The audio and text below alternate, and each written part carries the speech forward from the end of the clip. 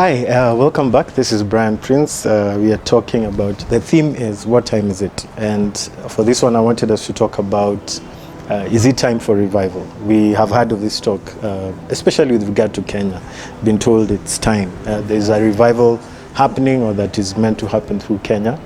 And it's come from very different places, so we have to give it some thought. And so for me, what I want us to talk about really is, if you may have followed in the previous episode, we set it up so that just to understand that first, God is not haphazard in how he moves.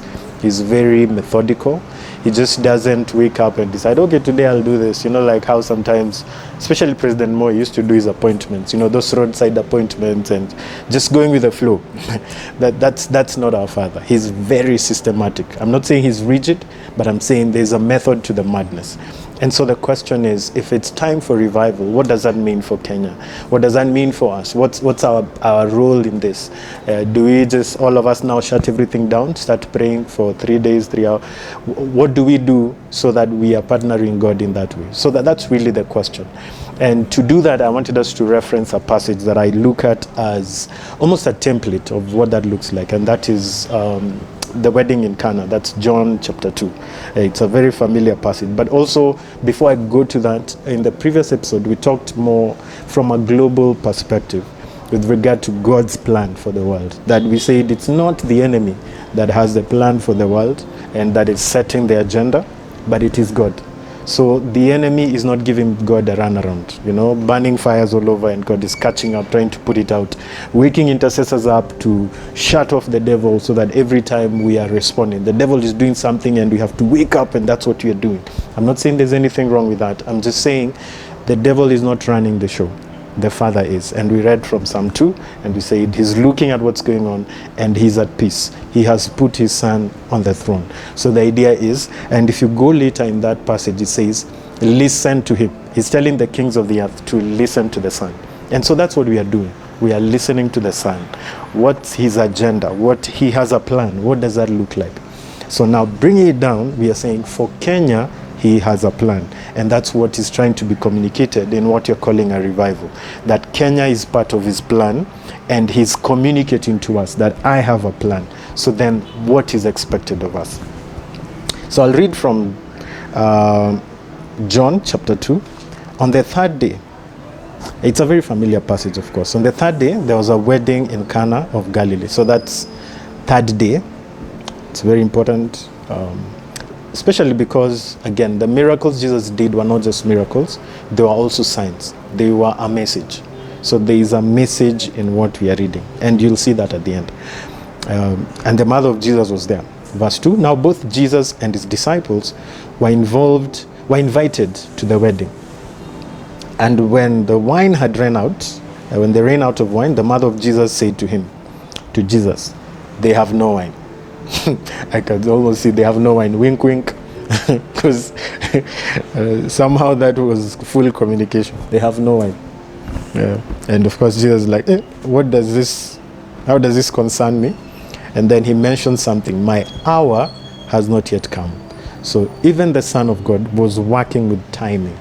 He wasn't just moving willy-nilly. There was an itinerary. There was a pattern. There were times for what he was doing. Then his mother said to the servants, whatever he tells you to do, do it.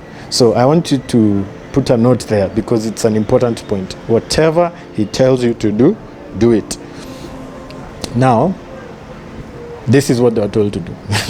There are 6 water pots of stone, according to the manner of purification of the Jews, containing 20 or 30 gallons apiece. Jesus said to them, fill the water pots with water. And they filled them to the brim. Now, this is another thing I'd like you to note. The 6 water pots, excuse me. And he said to them, verse 8, draw some out and take it to the master of the feast. And they took it.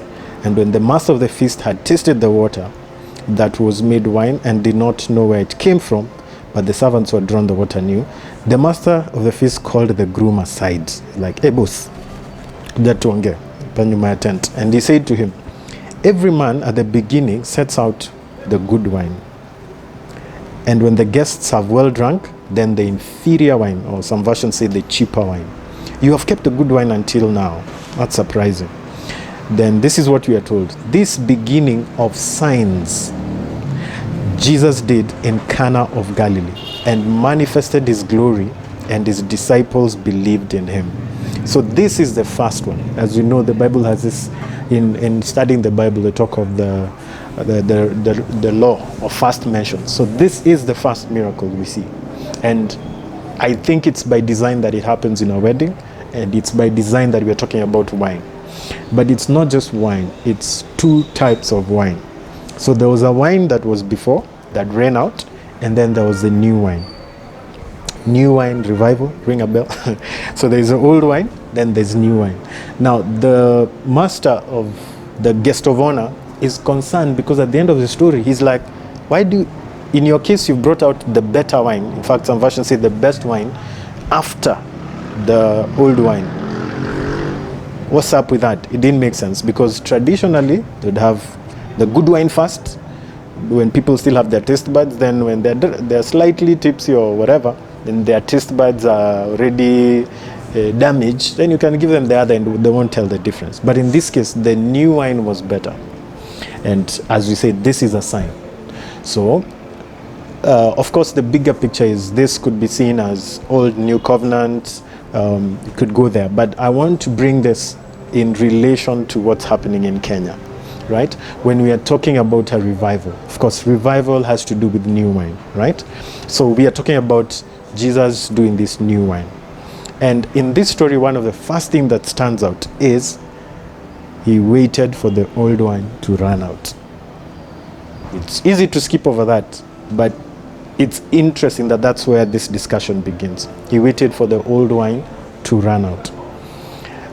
I think, and I've seen it in history, this is consistent in the Bible as well, that he always waits for the old move to run its course before it starts anew. And of course, every move has the champions. There are people God used for the different moves. So what I'm saying is, you will notice that he will phase out those who are in charge of the previous move to make room for the new move. We see that in the case of Jesus, John the Baptist. So John the Baptist comes before as a herald and is like, this is the guy. But as soon as Jesus takes over, John the Baptist is decapitated. And I used to feel, so why chop off his head? Allow him to live a good life. He served you. You said he's the biggest of prophets. What's going on? It felt unfair until I learned, no, it's how he moves. When you have the two, there will be, and Jesus said you can't mix new wine, old wine skin, they'll burst, so there'll be damage. So one has to make room for the other. So then John the Baptist needed to make room for Christ to do what he needed to do. That's why he had to go. And we also see that in the story of Moses and Joshua.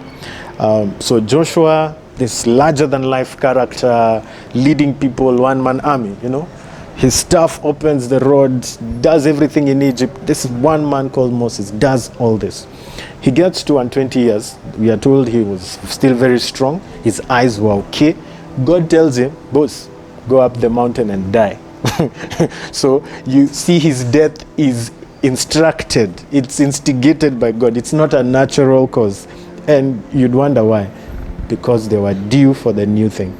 God wanted him to make room for Joshua. So as soon as Moses leaves, the Bible says, God tells Joshua, Moses, my servant, is dead. Now you arise and do this. And we also see this in the contemporary, in the last couple of years, from around the time of COVID, we've lost some major generals, starting from, you might know Yonggi-cho, the one of the biggest church in Korea, South Korea. You might know Reinhard Bonnke. We lost that one. Billy Graham. These are generals. Reinhard Bonnke was seen as the Nini for Africa. Billy Graham for America, for Asia. So generals in the different continents. And even within, we've lost the Joe Kayos of this world.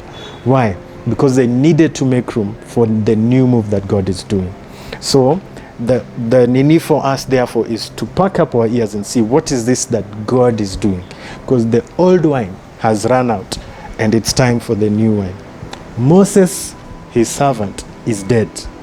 Now you, Joshua, ask Joshua, wake up, be courageous, and pick up the move. Now we'll continue looking at the other points from that story in the next episode. See you.